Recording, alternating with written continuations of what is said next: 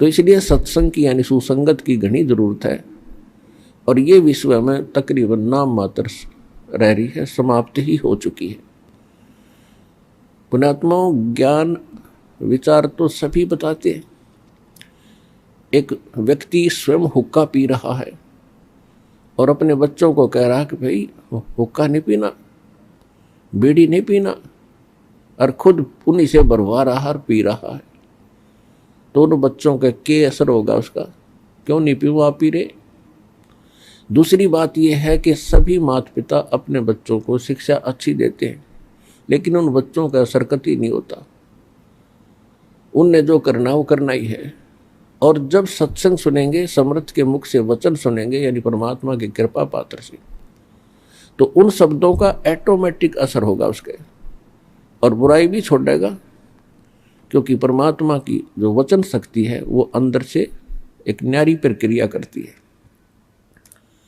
तो इसलिए सत्संग की आवश्यकता बहुत घनी है। और सत्संग इस विश्व में सतलोक आश्रम बरवाला, जिला हिसार, हरियाणा के अतिरिक्त 21 ब्रह्मांड में नहीं है।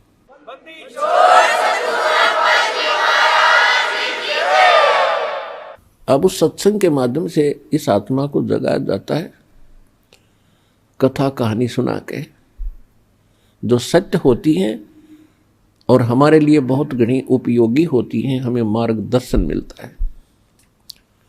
हम परमात्मा से मांगते हैं, निर्धन मांगता है धन घना हो भगवान, क्योंकि उसने वही घना बड़ा दुख मान लिया, वही संकट बड़ा मानता है कि मेरे पास धन नहीं। जिनके पास धन है उनसे पूछकर देखो वो कितने सुखी हैं। और परमात्मा क्या बताना चाहते हैं कि इस झूठे सुख को सुख कहे, ये मान रहा मन मोदे, ये सकल चबीना काल का, भाई कुछ मुख में कुछ गोदे। कबीर ये माया अटपटी, सब घट आन अड़ी, किस किस को समझाऊं ये कुएं भांग पड़ी। कबीर इस संसार को समझाऊं के बारे, ये पूछ पकड़ के भेड़ की उतरा चावे पारे। भेड़ पूछ को पंडित पकड़, ये बादो नदी बिहंगा, गरीब दास वो भवजल डूबे, जिन नहीं साध सत्संगा। अब क्या बता रहे हैं परमात्मा कि इस 21 ब्रह्मांड कुआं है ये काल का, ब्रह्म का। इसने 21 ब्रह्मांड के अंदर ये माया की भांग डाल दी और इस जल को सभी ने पी रखा है। और सभी की एक जैसी वृत्ति है, एक जैसा स्वभाव है, एक जैसी क्रियाएं हैं।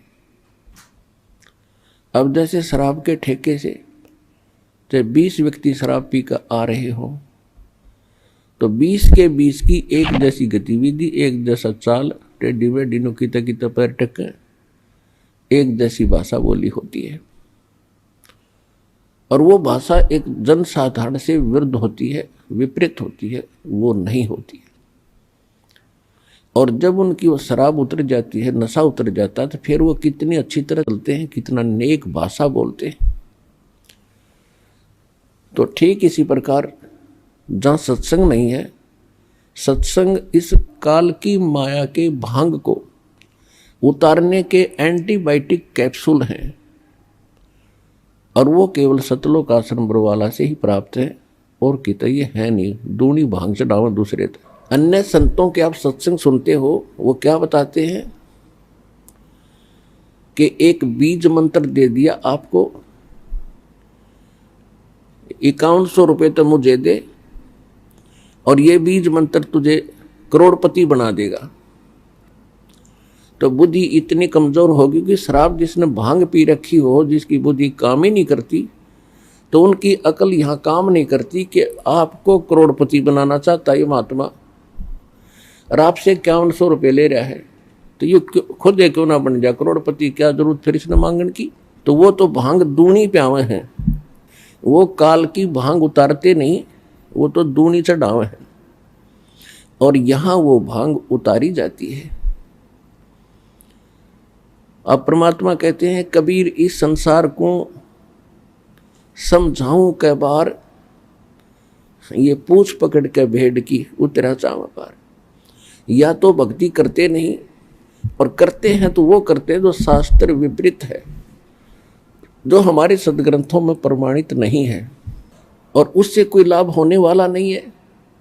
तो वो जो शास्त्र विधि को त्याग कर मनमाना आचरण, मनमानी पूजाएं की जाती हैं, उसके विषय में बताया है कबीर इस संसार को समझाऊं कै बार, ये पूछ पकड़ के भेड़ की और उतरा चावा पार।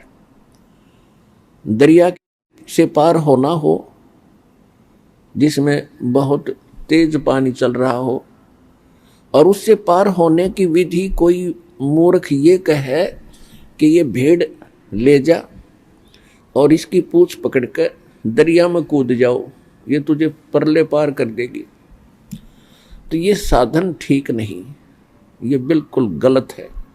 तो इसी प्रकार जो शास्त्र विधि त्याग कर मनमाना आचरण, मनमानी पूजाएं कर और करवा रहे हैं, वो भेड़ की पूछ पकड़े बैठे हैं और जाना है संसार सागर से परले पार। तो संसार सागर से परले पार होने के लिए हमें नौका की आवश्यकता पड़ेगी, समुद्री जहाज की आवश्यकता पड़ेगी, या वायुयान की आवश्यकता पड़ेगी, तभी हम जा सकेंगे। तो यहाँ गरीबदास साहिब जी परमात्मा के ज्ञान से परिचित होकर के फिर हमें क्या समझा रहे हैं कि भेड़ पूछ को पंडित पकड़े बादो नदी बिहंगा, गरीबदास वो भव जल डूबे जान नहीं साध सत्संगा। भादुआ के अंदर बहुत वर्षा होती है और दरियाएं अपनी चरम सीमा पर बह रही होती है, उनका जल भंवर पड़ते हुए चल रहा होता है, बह रहा होता है। कहते हैं ये संसार रूपी एक ऐसी दरिया है जिसमें बहुत भयंकर भंवर भी पड़ रही हैं और बहुत गहरा जल है। इससे पार होने के लिए ये पंडित यानी विद्वान पुरुष भेड़ की पूंछ पकड़े बैठे हैं और हमें भी यही सलाह दे रहे हैं। शास्त्र विधि त्याग कर मनमानी पूजाएं कर रहे हैं, ये ब्रह्मा विष्णु महेश के आश्रित होकर के और पूर्ण मोक्ष की आशा लगाए बैठे हैं। ये भेड़ पूंछ को पकड़ रखा है और भादो नदी बिहंगा, ये विकराल रूप धारण करके संसार रूपी सागर में हम घूम रहे हैं। और गरीबदास व भवजल डूबे, ये संसार रूपी इस सागर में ये यही डूब जाएंगे, पशु पक्षियों की योनि प्राप्त करेंगे। जहां नहीं साध सत्संगा, जिनको संत का सत्संग नहीं प्राप्त होता, तो वो गरीबदास वो भवजल डूबे जहां नहीं साध सत्संग। तो आप जी के ऊपर कितनी कृपा उस परम पिता की, और आप कितने कृपा पात्र उस भगवान के। सभी बहन बेटी भाई बुजुर्ग बालक बच्चे, आपकी किस्मत का अंदाजा लगाया नहीं जा सकता। आज सारा दिन इंसान इतना बिजी हो गया केवल माया की दौड़ में, और मिलना मिलाना कुछ नहीं। कोशिश करते हैं, लाभ प्राप्ति की हो जाती है दूनी हानि, फिर सोचते हैं अगली बार शायद घना सूत बैठ जाए, दाव लग जाएगा। दाव दो तक कुछ लगना ना, यो अनमोल जीवन जरूर व्यर्थ हो जाएगा आपका इसी ओछी आशाओं में। तो पुण्यात्माओं, हम धन मांगते हैं भगवान से, और भगवान आपको क्या देना चाहता है उससे आप परिचित नहीं। परमात्मा आपको यहां से मुक्ति देना चाहते हैं। तीन लोक का राज जीव को जय कोई दे, लाख बधाई क्या करे जय नहीं नाम से ने। यदि आप तो एक छोटा मोटा प्लाट अच्छे से शहर में प्राप्त करके अपने आप को धन मान लेते हैं कि करोड़पति हो गया, जिनके पास भक्ति नहीं है, सत्य भक्ति, ये नकली भक्ति यूजलेस है। जिनके पास सत्य भक्ति नहीं है, उसको चाहे और भक्ति बिल्कुल ना करता हो या सत्य भक्ति ना हो, उसको चाहे 3 लोक, पूरी पृथ्वी, पूरा स्वर्ग और पाताल, इन तीनों लोक का भी राज दे दे, और उसको क्या बधाई दे रहे हो। यदि वो भक्ति नहीं कर रहा है तो माइनस व्यक्ति है, -0, उसका भविष्य बिल्कुल व्यर्थ है। और फिर इसके विपरीत परमात्मा बताते हैं, राम रटत दारिद्र भलो, दारिद्र माने निर्धन, राम रटत निर्धन भलो, चाहे टूटी घर की छान, वो कंचन महल किस काम के, जहां भक्ति नहीं भगवान। जहां पर परमात्मा की भक्ति नहीं है, कहते वो सुंदर महल भी व्यर्थ है, और एक निर्धन व्यक्ति और सत्य भक्ति कर रहा है, चाहे वो इतना निर्धन है कि उसकी झोंपड़ी की छत भी टूट रही हो, झोंपड़ी में की छत भी टूट गई हो और राम रटता हो, वो उस 3 लोक के मालिक से भी परमात्मा की दृष्टि में ज्यादा महत्वशाली है, महत्वपूर्ण है, ज्यादा प्रिय है, वैल्यूएबल है। अब क्या बताते हैं, कबीर सब जग निर्धना, धनवंता ना कोई, धनवंता सो जानियो, जिस पर राम नाम धन हो।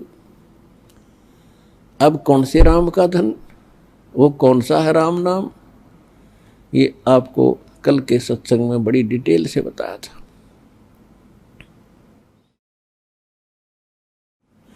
आज आपको सुनाएंगे कि ये शुभ दिन हमारे लिए कितना महत्वपूर्ण है। यदि परमात्मा ना आते, अपनी प्यारी आत्मा गरीबदास जी को ये ज्ञान ना सुनाते और अपना प्रत्यक्षदर्शी ना बनाते, तो आज हम कैसे निर्णय करते कि हु इज गॉड, कौन है परमात्मा और उसकी कौन सी भक्ति है सही। तो ऐसा निर्मल ज्ञान गरीबदास जी को परमात्मा देकर गए, क्योंकि ये हमारे अध्यात्म सिलेबस है और सिलेबस को समझने के लिए टीचर की आवश्यकता होती है। अब जैसे एक विद्वान पुरुष ने पुस्तक लिख दी, सिलेबस बना दिया, वो सिलेबस बनाकर वो अपना चला गया, तो उसको समझने के लिए टीचर चाहिए और लिखने वाले लेखक के सत्र का हो उसका ज्ञान, तो तभी तो सिलेबस को समझा सकेगा। तो आज तक या तो ये महापुरुष स्वयं थे जिनको भगवान मिले, या परमात्मा ने वो तो ज्ञान था ही है, उसके बाद इस दास पर दया करी है, ये आध्यात्मिक टीचर विश्व में आपके लिए तैयार करके भेजा। पूरे विश्व का उद्धार होगा, क्योंकि सबको भगवान की आवश्यकता है।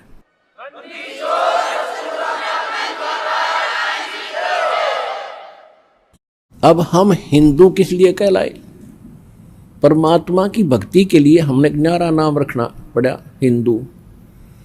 और ईसाई किस आधार से बने, ईसा जी एक धार्मिक व्यक्ति थे और उन्होंने जो अध्यात्म लेक्चर दिए, ज्ञान दिया, उसके आधार से अन्य साधनाएं छोड़कर उसके अनुयायी बन गए।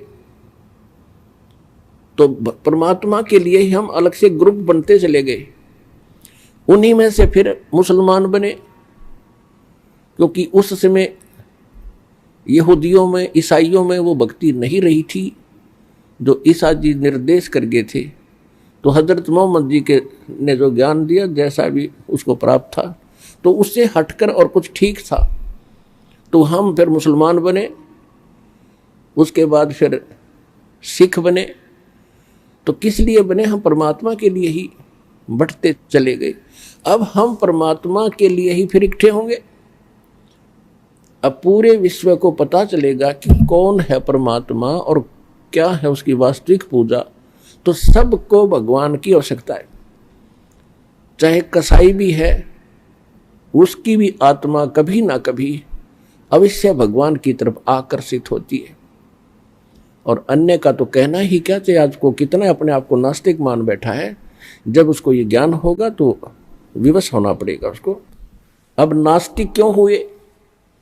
नास्तिक ऐसे हो गए कि जो साधनाएं हम करते रहे और जिन गुरुओं के पास हमारे पूर्वज जाते रहे, वो उनको साधनाएं भी और जंतर मंत्र भी और दान धर्म की सारी शिक्षा देते करवाते रहे, उनको फिर भी कष्ट पे कष्ट आते रहे, क्योंकि वो साधनाएं शास्त्र विधि त्याग मनमाना आचरण था। जिस कारण से धीरे धीरे ये होने लगा कि भगवान कहीं नहीं है, क्योंकि भगवान से मिलने वाली राहत हमें विधि मिली है कोई नहीं। अब जैसे बिजली के गुणों में लिखा है कि पंखे चलाती है, पानी निकाल देती है, अंधेरे को उजाले में बदल देती है, और जिस किसी ने कनेक्शन गलत ले रखा हो, किसी नकली है, फिटिंग भी करवा रखी है, सभी पंखे और ट्यूब भी लगा रखी है,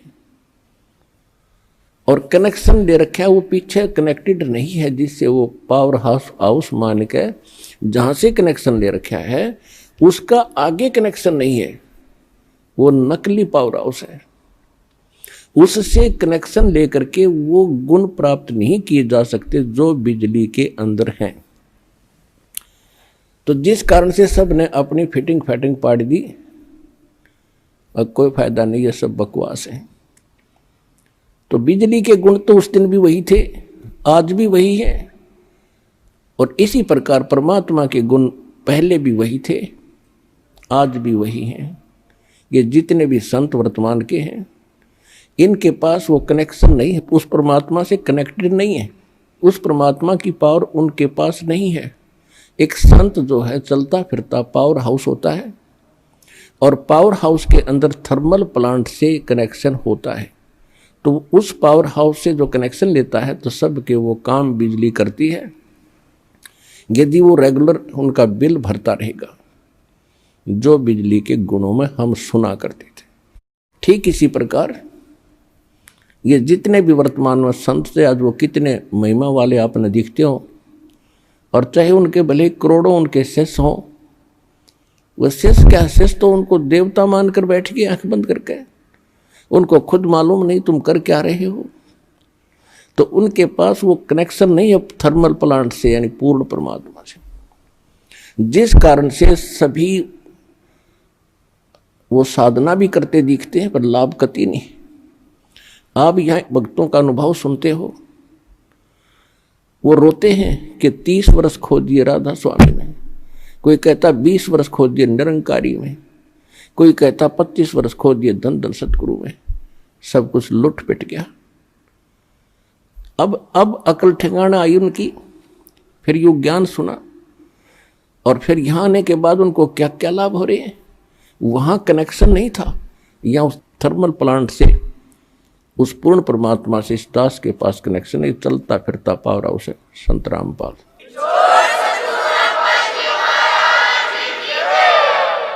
ये दास रामपाल उस परमात्मा का पावर हाउस है। शक्ति कबीर परमात्मा की आ रही है, और जो इस दास से कनेक्शन लेगा, उपदेश लेगा, उसको वो सर्व लाभ प्राप्त होंगे जो भगवान के गुणों में हम पढ़ते सुनते आए हैं। यदि मर्यादा में रहोगे, सच्चे दिल से भक्ति करोगे, तो आजीवन लाभ मिलेगा। आप सुखी होगे, आपके परिवार सुखी होगा, 101 पीढ़ी पार होगी आपकी। लिख लेना वैसे कितने कोने में।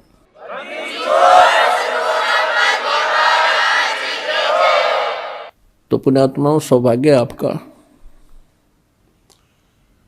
आप जी को यथार्थ ज्ञान सुनने को मिल रहा है, सत्संग सुनने को आपको प्राप्त हुआ।